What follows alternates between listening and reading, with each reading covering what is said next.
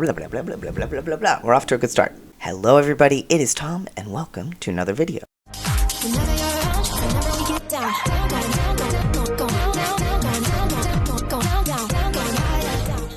And before we get started, a quick reminder that I have books, and you can buy them.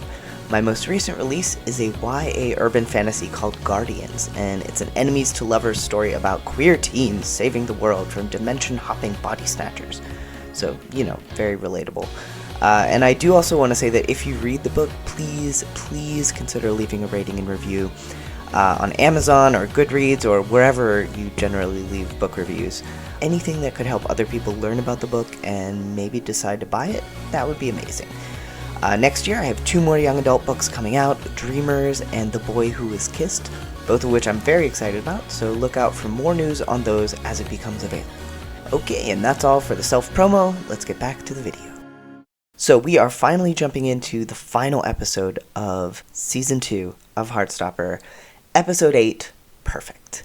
And yeah, there's a lot in this episode. So we are going to split it into probably 2 parts, possibly 3. We'll see how long I can record today, because the truth is I am going to Alabama this coming week for 4 days for a company-wide meeting.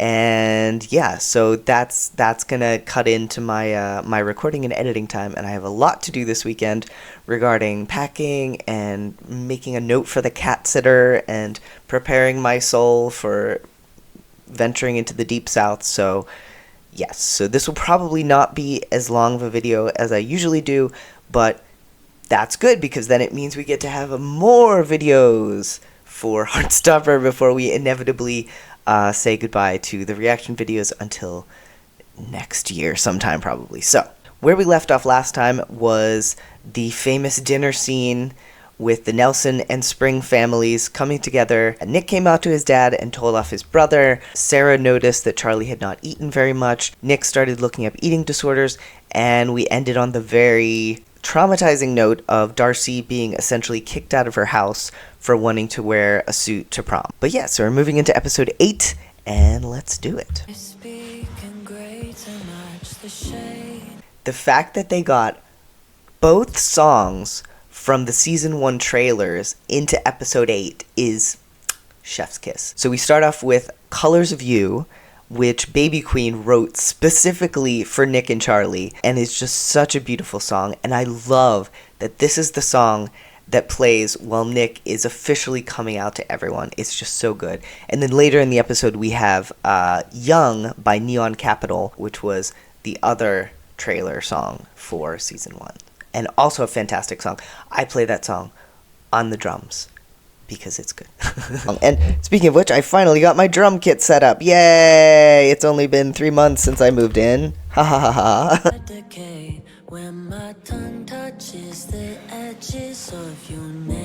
I love this image of like Nick waking up in the morning and the first thing he looks at is pictures of him and Charlie, and he just smiles. I've lost my innocence. What I think is going through Nick's mind in this moment, Nick has just done something that took so much bravery, which was to come out to his dad and tell off his brother. Those are 2 things that, like, were very scary for him. And before that, in Paris, he got a taste of what being out with Charlie could be.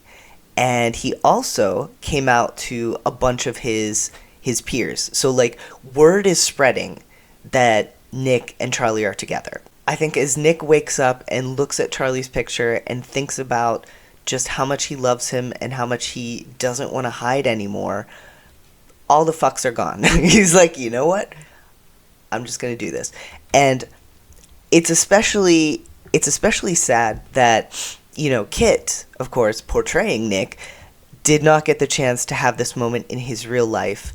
But I love that Nick is allowed to spend the time that he needs growing comfortable and confident to finally reach this point where he comes out 100% on his own terms. And just seeing the smile, like the little smile on his face as he types, "Boyfriends, I'm bi, actually." I'm just waiting for there to be like a Nick trading card that says, name, Nick Nelson. Sexuality, bi actually. Like, I think that should be Nick's sexuality. Nick's sexuality is bi actually. But yeah, we've talked about this before, but I know some people have been confused about why Nick feels the need to state again and again that he is bi. And the reason for that is that every single time Nick's sexuality comes out, someone is like, oh, you're gay? Oh, so you're gay. Oh, I didn't know you were gay. So, like, bi erasure is a real thing. And it might seem excessive here, but I really like the fact that Nick makes a point of saying, no, I'm not gay, I am bi. Being gay is fine, but that's not what I am. That's not my sexuality. The warmth and love and happiness, the joy in his eyes. And speaking of joy, here comes Charlie. And just the best hug, the best spinning hug. Have you seen the comments? Okay, so let's look at some of these comments. Someone says, Nick Nelson is gay, no way. And again, he literally says in the post that he's bi. And then we have Ben commenting saying, okay, and screw you, Ben. Someone says, this is wonderful. Someone says, lol, sorry, girls. Someone says, no way. We have Imogen saying Nick with a bunch of hearts. Sahar says, love you too. Darcy responds with 3 hearts, which is a little bit strange, actually, because Darcy's phone is supposed to be out of juice, but maybe she did that before that happened. Isaac says, this photo is adorable. Someone says, oh, I hope you're taking him to prom. When did you guys get together? We have happy for you. So much love for you. Why are there so many comments saying he's gay when he's literally stated he's bisexual? Go off, queen. Jared Lambert says, is this a joke? And then B. Greeny says, you guys look really cute. Tara saying, so happy for you guys with a heart. Big man Mickey, who can fuck off, says, mate, pick a side. Some dude says, lol, we played a rugby match against this guy last year. And again, we have some guy saying, I had no idea you were gay, with an face. Like, this is why. This is why Nick is not bi. Nick is bi actually. Because even when he overtly states his sexuality, people are still saying that he's gay. Oh, and there's kind of a... Nick looked a little bit nervous there. Christian says happy for you, so that's good. Rugby captain is gay. Are you gonna go walk to prom tonight? I know some stairs. You sure you want to go? While Nick is talking here, he keeps looking at Charlie with concern, because I think he knows that Charlie has been a little bit hesitant about going to prom together and getting all that attention. So I'm sure Nick is worried about that at this moment. This is the best my life has ever been. I don't have to hide my amazing boyfriend anymore. I'm not getting bullied. Everything's perfect. And then we have the first mention of the word perfect here in this episode, which obviously is the theme of the episode, given that it's literally called perfect. But it's also been a theme throughout the season, because we have Charlie in the very first episode, which makes for a nice bookend, where we start with episode 1 and episode 8, both hinging on this idea of Charlie wanting things to be perfect. So yeah, in episode 1, he tells Tori, when she asks him if he's worried about being bullied again, he tells her that, you know, he's going to do everything he can to make Nick's coming out smooth and easy, and so Nick doesn't get bullied like he was, and everything's going to be perfect. And then here we have Charlie saying, everything's perfect. And as we get to in the last scene, which, oh boy, but in the last scene of the episode, we get that Nick asking, is everything perfect? And in this scene too, we can really see on Nick's face, like, he's smiling for Charlie, but when Charlie's not looking at him, he looks really worried and really concerned, because he knows that everything is not perfect. He's seen that, like, what happened in Paris with Charlie passing out and Charlie not eating, it's not a one-time thing. It's not finished now that, you know, they're out. It's not something that's as simple as, like, we have one heart-to-heart and suddenly Charlie's all better. Nick knows that this is a more serious issue, and also that Charlie has a lot of buried trauma that he has to deal with, so he's very concerned. And I love this opening screen. I think Nick just came out on Instagram. Elle's room is so beautiful and colorful. And I love, like, the details of the flowers that she's clearly painted on the wall, or the closet doors or whatever. Aw, good for him. And of course, I love that we've come to the point where, like, Tao, we've come from the extreme of, like, absolutely hating Nick, and now to the point where he's just happy for Nick having come out. Tao looking at the Lambert school pamphlet thing, and maybe thinking about the fact that Elle is going to be moving away soon. Do you want to be my girlfriend? Yes, I want to be your girlfriend. Why are you being weird about it? I'm not being weird. You're being weird. So Tao and Elle are officially boyfriend and girlfriend. Yay, we love to see it. And then we skip over to Tara trying to work on prom preparations. And yeah, things are not going great. Bit of a hot mess. And the last time we saw Darcy, she was leaving her house with a packed bag, still wearing her suit. So something I thought about after recording the last video was that in the shot that we saw of Darcy leaving her house, it was cold enough for her to see her breath, but isn't it summertime? Like, isn't it summer? But it's fine. I mean, it's England. What do I know? It could be that cold, but I don't think it's actually that cold in summer. But regardless, anyway, so the last time we saw Darcy was the night before, and now it's after 11 a.m. the next day, and Tara has not heard from her. So I think I know when I watched it, I assumed that Darcy would spend the night at Tara's or something, but we get confirmation here that she did not do that. Tara has not even heard from her. Imogen said she hasn't got any of the food yet, but she's definitely going to Asda in a couple of hours. Do you trust her with that? Not at all. Sweet Imogen. Texting the gang of boys, we're literally not going to have a prom. So I said before that I love the group texts, and this is another instance where I love it. Like, I love that, like, Tara just, like, messages the gang, and they're all like, yeah, we're on the way, like, from all their different places. So we have our different couples, like Tao and Elle making out, and Nick and Charlie. I love when we see Nick and Charlie having just these quiet, relaxed moments together, where, like, in this we see, you know, Nick is playing on his phone, Charlie's playing video games, and they're just comfortable being together. And we have Tara saying, can everyone who's free come help with prom setup? It is not going well. Nick says, me and Charlie are free. Isaac, very busy with a book, says, I'll be there. And it's also good to see Isaac reading again, and, like, looking like reading is giving him pleasure. In the previous episodes, we had a lot of instances of Isaac, like, putting a book down or not being able to focus on his reading, and which is sad because, of course, reading is, like, his happy place. But when he was dealing with all his emotions about James and, like, why don't I like him like that, and what's wrong with me, and all of this terrible stuff. But now that he's had kind of that resolution, now that he's taking kind of his first step along the road to realizing that he's asexual, he's able to read again, and he looks a lot more at peace, which is very nice to see. And then we have Elle saying, me and Tao will be there soon. Don't worry, girl, we've got this. Tao's got his face in the plant. This is one of my favorite shots from the whole season, where we have just the gang rocking up like the Avengers, slow motion, Isaac in the center with his book, Nick and Charlie on one side, Tao and Elle on the other, like, determined, there to save the prom. Oh, God. And it's a mess. I love that they have the sound of, like, the balloon popping, like, just to show what a mess this is. Guys, I'm having a breakdown. So now we go into the gang helping out with the prom preparation. I love Charlie's sweater, and I love Nick's shirt as well. So once again, add it to the list of Nick and Charlie outfits that I need to procure for myself. But this is a very mean joke that Nick plays on Charlie, pretending that Charlie has stapled his finger. That wasn't funny. Not cool, Nick. And then we have Tao and Elle painting. Elle is doing a very careful job, and Tao's just like... He doesn't even have paint. Like, there's barely any paint on his brush. He's just, like, circling, like, is it good? Am I doing a good job? And then Elle is trying to fix the mess. I mean, we know Tao is not good at art. We've seen his fish.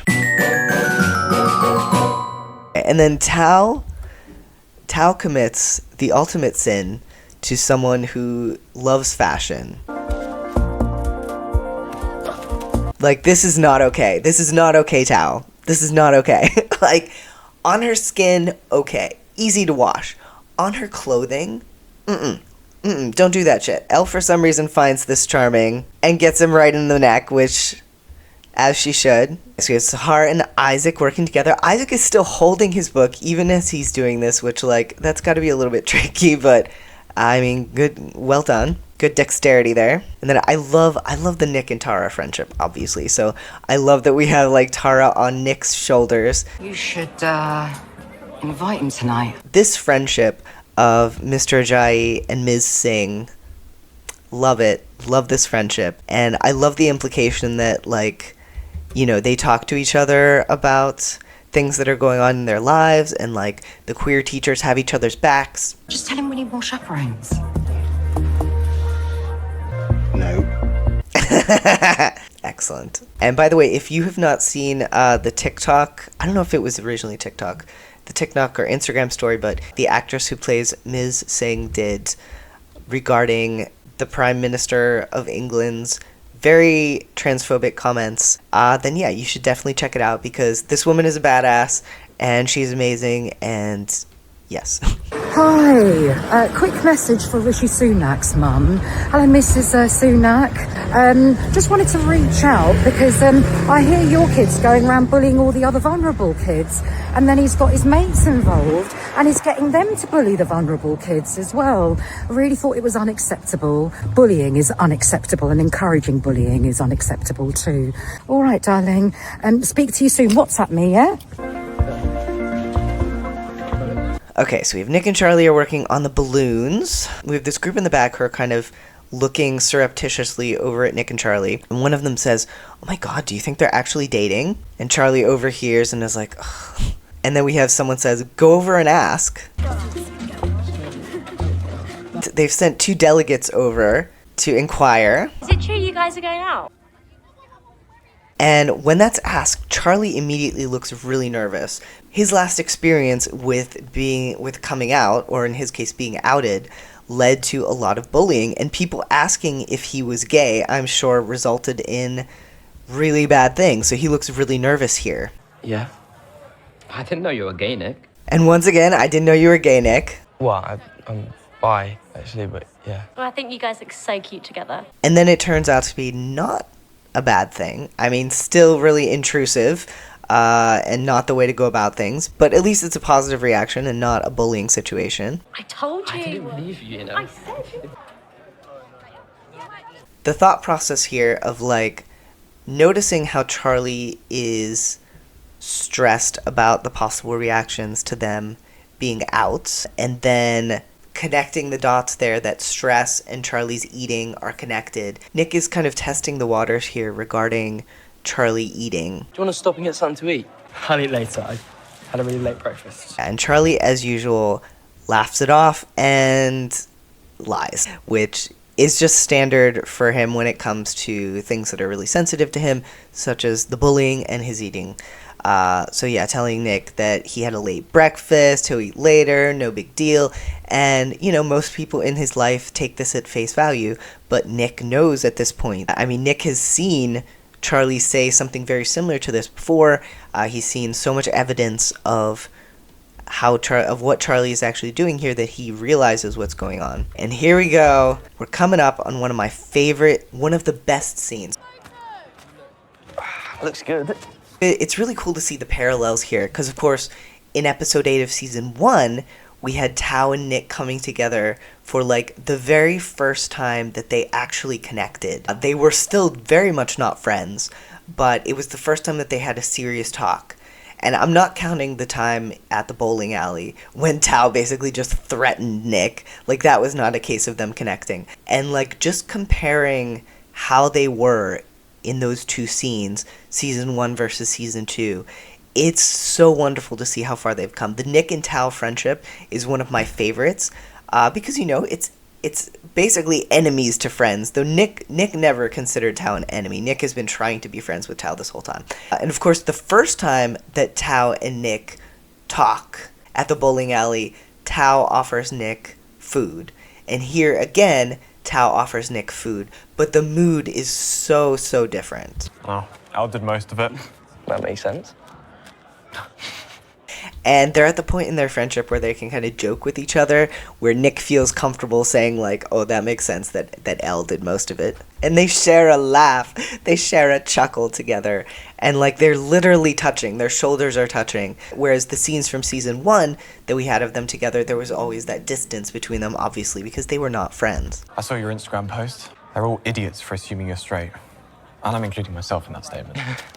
And this is about the closest thing we get to Tao apologizing to Nick, where he includes himself in calling people idiots for assuming that Nick was straight. So this is a huge step for Tao, and just another sign of how much maturity he's gained just over this season. Charlie must be really happy. I mean, he says he's really happy, but... And the fact that Nick says he's really happy shows that he's definitely picked up on the fact that Charlie lies sometimes about how he's feeling.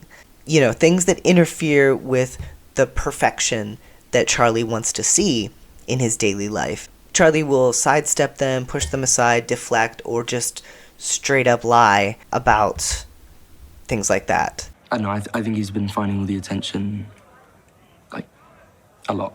Yeah, he hates attention, so... Just like with season 1, it's so great to have these two people, like one of Charlie's best friends for so many years and his boyfriend, two people who care about him so much, coming together to try to figure out how to help him. I'm just worried. How come? And I love that Nick is confiding in Tao.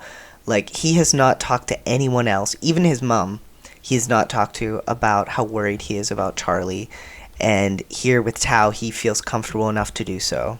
All the things that happened to him in the past, they all really have affected him, and he still carries it all with him, even though it's over. It still causes him a lot of pain. Nick realizes that the source of a lot of Charlie's difficulties these days really do stem from the bullying and all that he went through back then. That trauma is still inside him, and he still carries it. I think when something really bad happens, it can affect you for a really long time. My dad died when I was 12, and I think a lot of the reason I get so freaked out about losing my friends and losing Elle is because losing him was just like, yeah.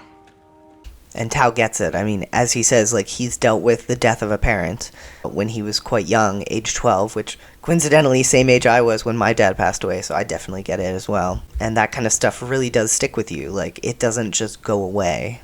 Like, honestly, with my situation, so my dad died when I was 12 from a heart attack, so it was very sudden.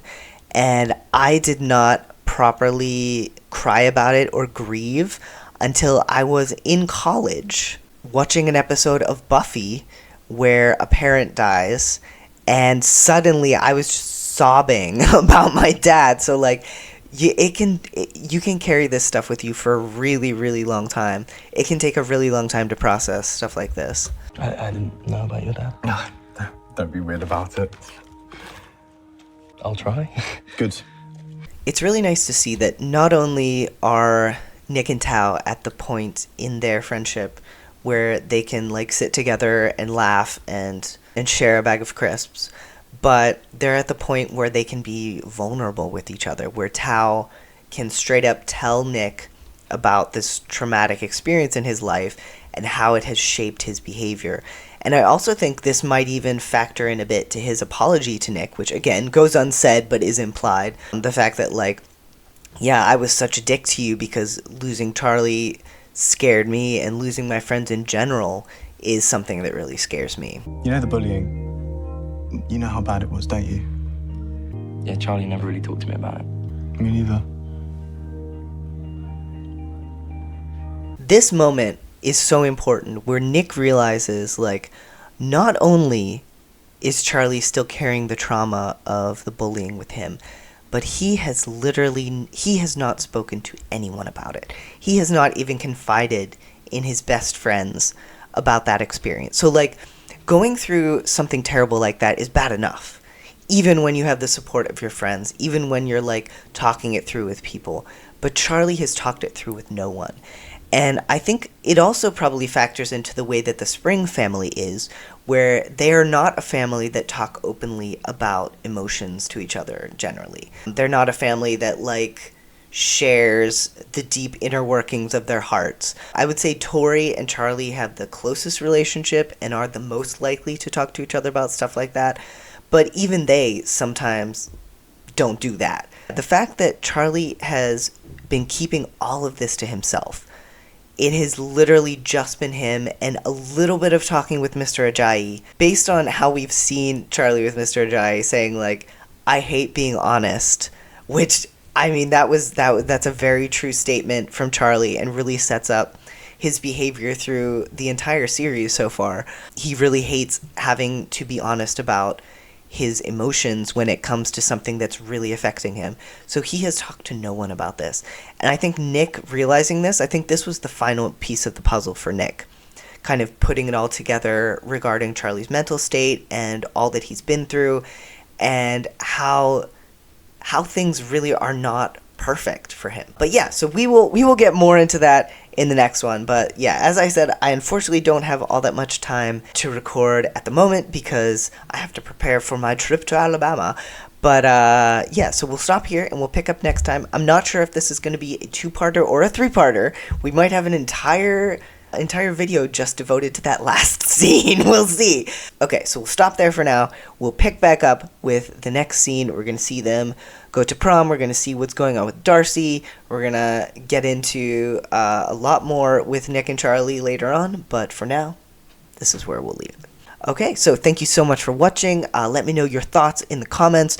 And as always, thank you so much. Huge thanks to our patrons who are so amazing and wonderful and awesome and the best in the world. Special shout out to our Nick Nelson members, Kelly Walker, Paul Z, and Kent Smither.